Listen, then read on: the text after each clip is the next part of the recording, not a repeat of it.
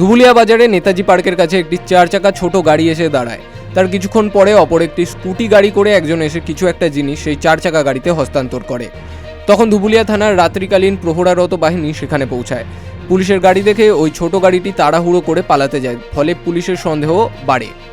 তারপর সেই গাড়ি এবং স্কুটিটি আটক করা হয় এবং জানা যায় যে তারা অবৈধ সোনার চোরাচালান করছিল।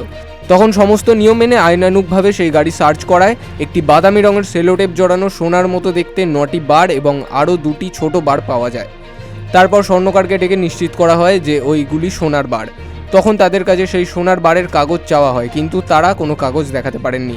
তারপর সেই সোনার বারগুলো বাজেয়াপ্ত করা হয় এবং একই সঙ্গে তাদের কাছে থাকা 7টি মোবাইল ফোন, ছোট 4 চাকা গাড়িটি ও স্কুটিটিও বাজেয়াপ্ত করা হয়। তারপর ধুবুলিয়া থানায় এই ঘটনার পরিপ্রেক্ষিতে নির্দিষ্ট ধারায় মামলা রুজু করা হয় এবং অভিযুক্তদের আদালতে প্রেরণ করা হয়। নদিয়ার ধুবুলিয়া থেকে অর্ধেন্দু মালাকারের রিপোর্ট, বিগ নিউজ বাংলা।